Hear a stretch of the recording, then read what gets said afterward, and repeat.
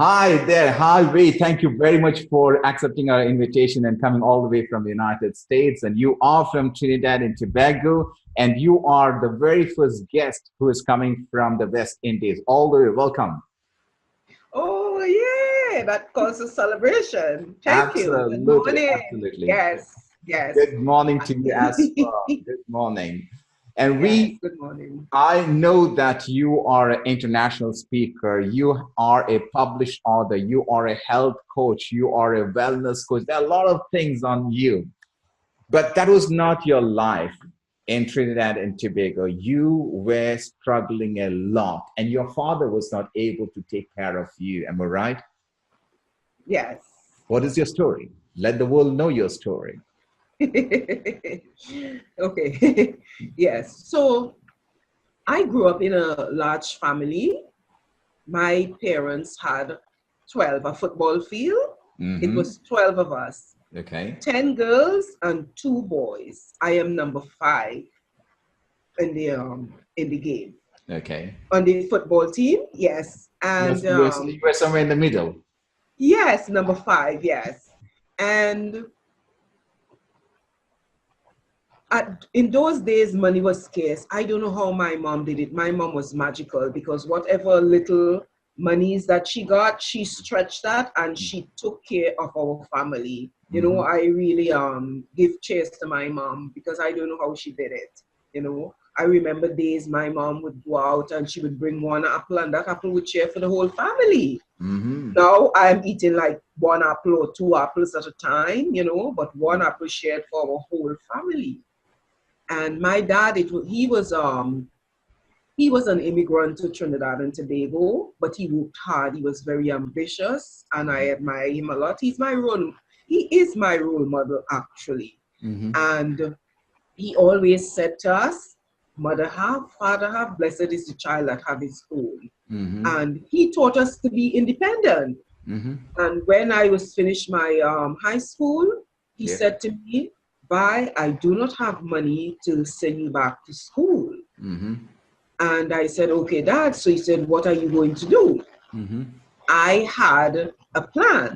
You know, I had a plan B, thank God, and I was going to further my education Mm-hmm. because in those days as a kid, you know, I grew up, you know, doing a lot of cooking, and I used to create recipes. So actually, I was my dad's favorite at that time. You know, he liked my cooking and he would oftentimes boast about my cooking. Mm-hmm. So I decided, yes, I would go and further my knowledge in this area. Mm-hmm. And I left home at the tender age of 16. I didn't run away from home, but I left home. And in those days, it was unheard of for a 16-year-old to leave their parents' house to go seek their fortune. Mm-hmm. And this was me. I left home at 16 to go and seek my fortune. And it was it wasn't as easy as like a walk in the park Mm-hmm. because it took me some years to evolve into who I am. Mm-hmm. Because in those days, I left high school without any diploma, so I couldn't get a government job. I couldn't get a decent paying job, you Mm-hmm. know. So I did a lot of menial jobs, and I decided enough is enough. Something has to change, Yeah. and I decided, you know what, I am going to go back to school. Mm-hmm. So I had 2 kids of my own then. They were in elementary school, the little one and the bigger one. So it's a boy, my son. He was in high school and my daughter was in elementary school. And what was your age at that time, if you don't mind?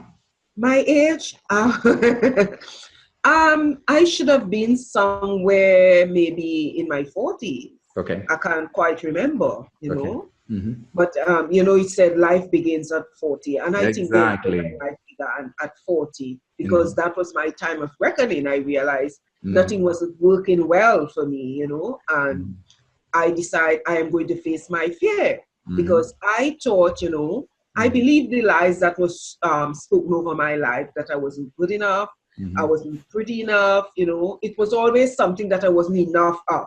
Mm-hmm. And I decided, here what? I am going to face my fear. I have to pass maths. Absolutely. Because, yes, without maths, you can't do anything. You could have, but you need 5 subjects, math, English, and a science, and any other. And I decided I'm going to work with it because there was this reputation whereby people would be sitting maths 4 times, 5 times, 6 times, 7 times before they should pass it. And I make up my mind. I said, listen, I have to get this. And I was enrolled in 4 different math classes at the same time. Wow. Yes. And I started walking around saying to myself, I love maths. I had to psych myself into maths. And I walk around saying, I love maths. I love maths. Any spare time I have, that was my song. I went to bed with that song. In my sleep, I was even saying it. And while I was in the class, one of the, a guy in the class looked at me and he said, how many times you sat maths? I said, I never sat it. And he looked at me and was like, oh, well, I'm sorry for you. I didn't bother with him. So I was there struggling because those people in the classes, they sat maths like 4, 5, 6 times, 7 times, you know. So the work wasn't challenging for them as it was for me. It was my first time. And I really sat in with it. I struggled. I will not lie. I really struggled, but I did not give up. I decided I have to claim this mountain. This mountain cannot be bigger than myself. Exactly. And I went with it. I when I go to bed in the night, if I remember my math problem, I get up from bed and I go and I work it. And when I sat the exam, I was successful. Wow. The day when I finished that math exam, I had a headache. And you know how I distressed myself? I went and baked a cake. Yes, I went and baked a cake. So that was my way of, relieving the stress. And then after that, I met the same guy who was saying to me, that implying that I would not pass. And I met him shopping. So when he saw me, he could not hold back the question. What did you do? And I said, I passed it. So he gave me one big hug. Yes. Is it? Okay. Yes. So eventually I got my math, I got my English, I got 2 science subjects, biology and human and social biology. And then my friend said to me, what are you going to do with those subjects now? I said nothing. I was just overjoyed that I got my 6 passes. So I thought, that's it. And she said, you know something? I think you should go university. She got me some forms, and I couldn't understand anything on those forms more than the price which I could not have afforded. Yes, and I stuck it away in my cupboard at work, and maybe within 6 months, something changed. There was a shift. Okay. The government announced that there will be tertiary education, which was university. In those days in our country, I want to assure you, it was only the rich people and the bright people went to university. So the playing field was level now. Anybody, the floodgates were open, so anybody was able to go to university. And there it is. I went, I applied, and I got accepted. Wow. And in 2006, I started my undergraduate in 2010. So I completed that in 4 years. It wasn't a walk in the park because I remember I was a full-time, I was employed full-time. Also, I'm a full-time mother, wife, And also, I had my spiritual commitment. I had church and I had my commitments at church. Sure. I was president of the women's group. I was in I was in different activities in the groups.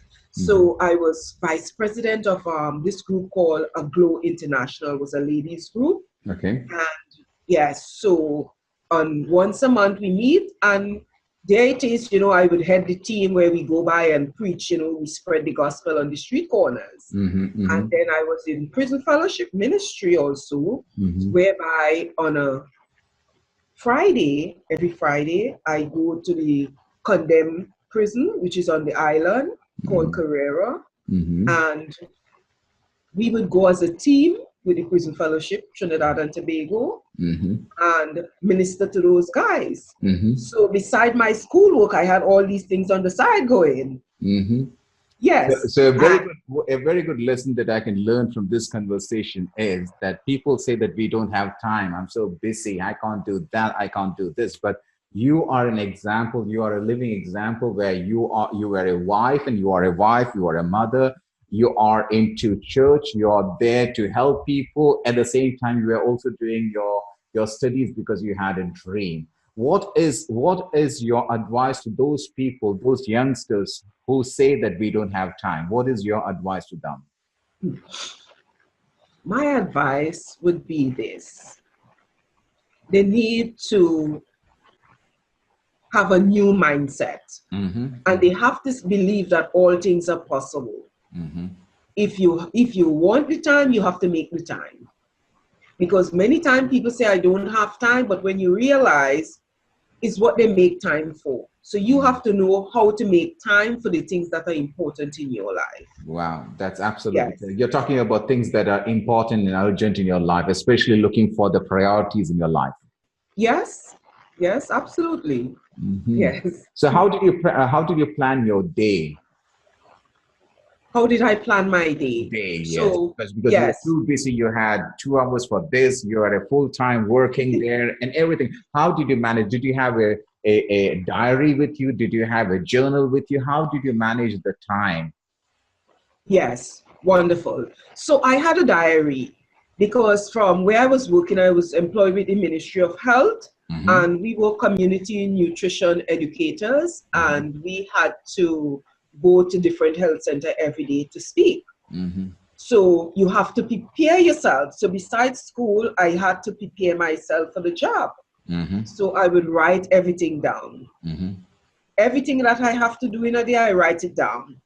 Even though I have to maybe drop in to visit a friend after work or something, I wrote it down in my diary. And beside this also, with all of that, I still made time to exercise. Wow. Yes, And that is something people don't find time at all. There's something people don't find time at all. That is normally the last thing that people have in their life.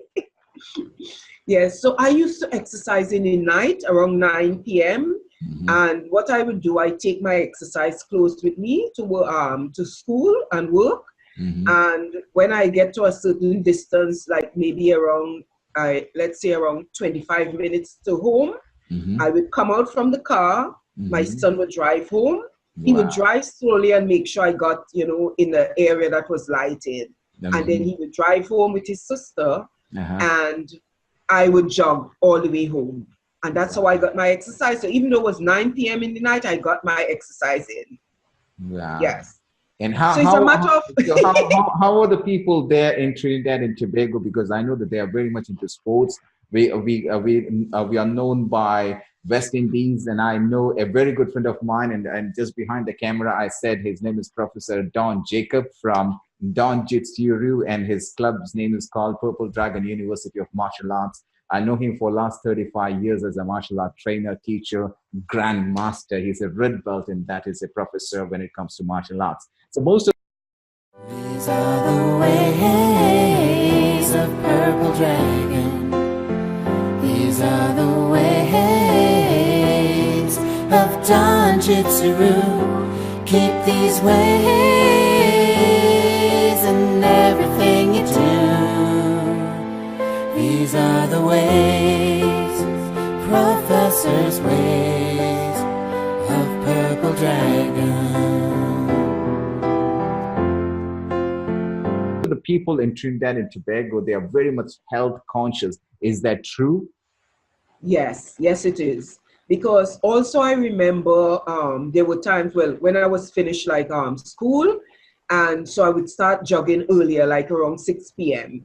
because I didn't have like a company, a friend to go with, and I decided, you know what, that would not stop me. I would go and get this in. Mm-hmm. And one day I was going, and there was a certain part was a bit dark and lonely, and I said, you know, I would not go, and I turned back.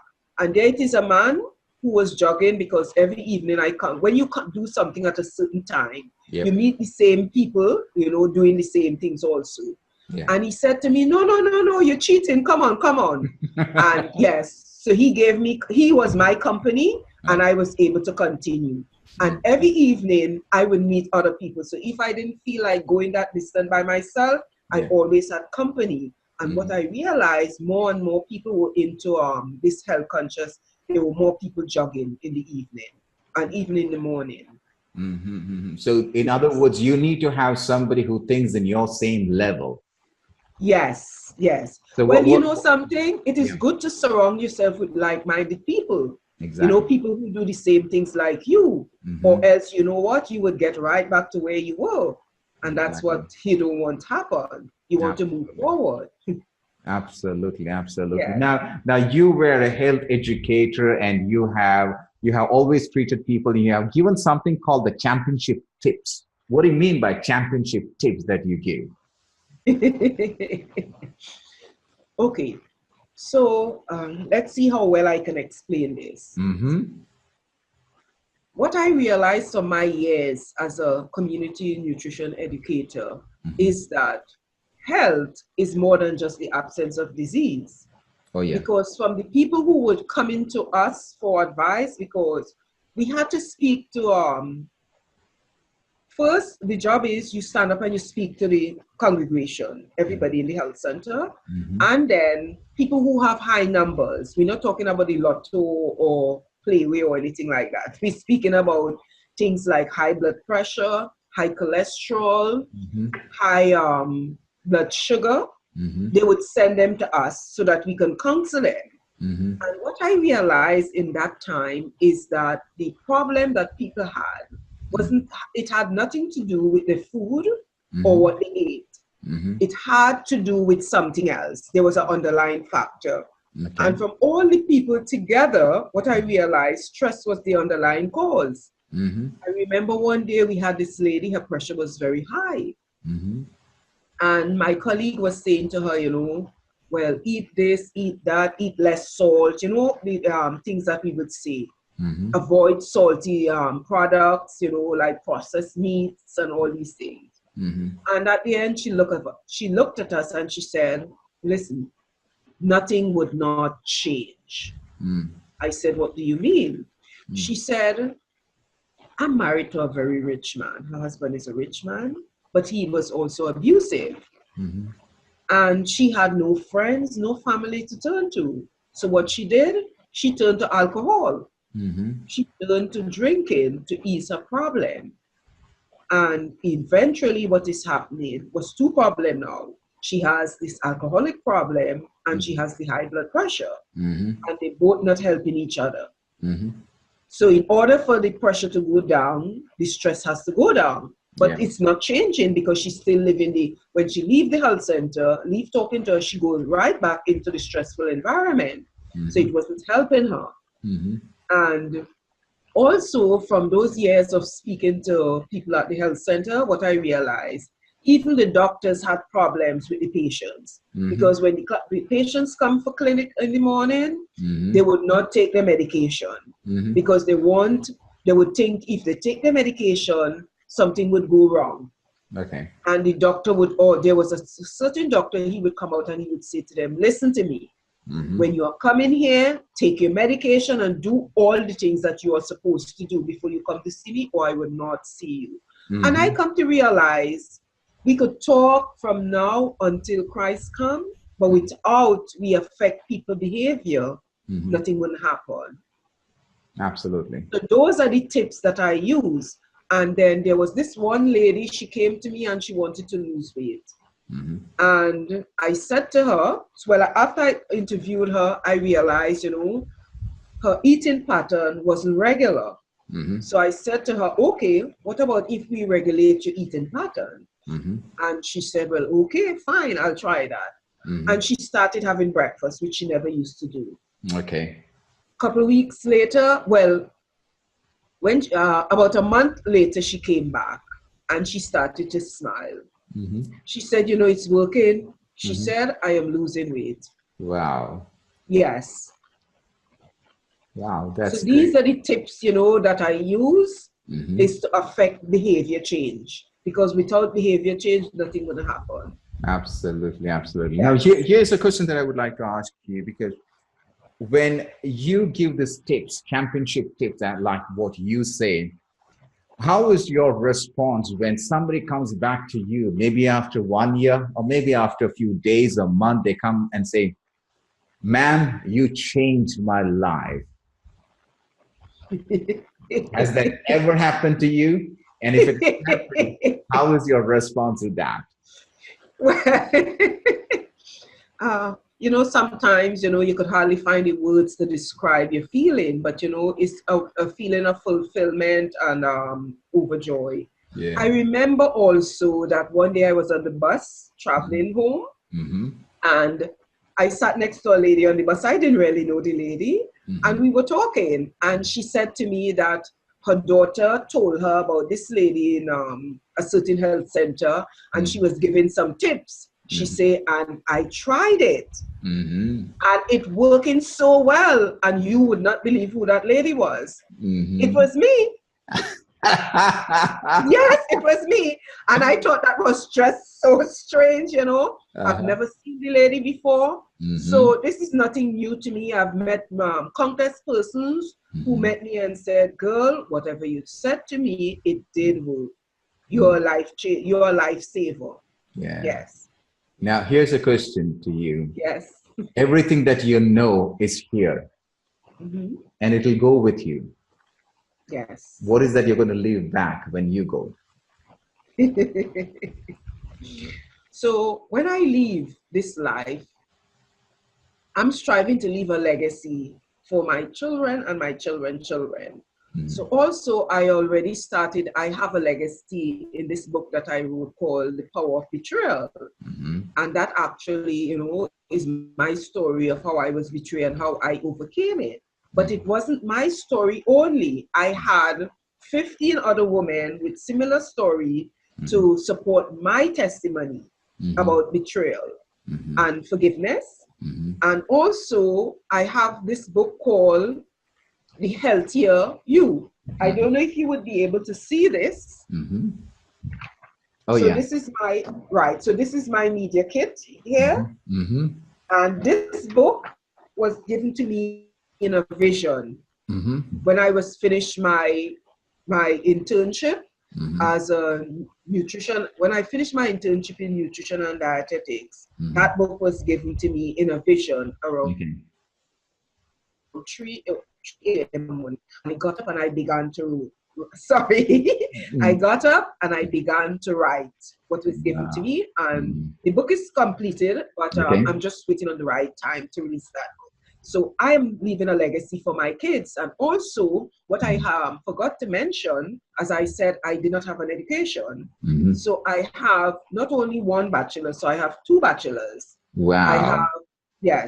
I have a master's in food safety and quality assurance. And the ironic thing is, when I was finished my program of studies in 2010, we had such a sweet person sitting as the chair in our department. And she, both herself and her husband, that is doctors, Mr. and Mrs. Peterson, they're both doctors. And they decided they would bring this allied health to the university I was going to, which is the University of the Southern Caribbean. And while I was waiting, I saw this program. It was a new program. They said maybe 1 year to do your master's. So my friend at work said, "What's holding you back? Why not do it?" And I went to do it. It wasn't 1 year. It cost me about 2 to 3 years, And while I was doing that, while I was finishing up that, the Allied Health opened. So I was actually in 2 universities at the same time.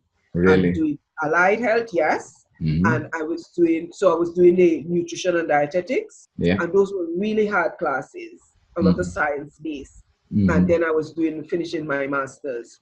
So it was too toughy, and I completed. So nothing is impossible. Absolutely. Age doesn't count. Age doesn't count. No, age is just a number, because just a life number. begins at 40. Absolutely. I'm just 12 years old. You know that. Yes, Yeah, yes. You look wonderful. Yeah, I'm just 12 years old because I'm 52. Yes. So if your purpose is stronger than your goal, then it doesn't matter who you are, which background you come from, whether you're taking birth in a poor family, it doesn't matter. If you want to reach somewhere, you are the best example. Ladies and gentlemen, so proud to have such a wonderful personality in this show.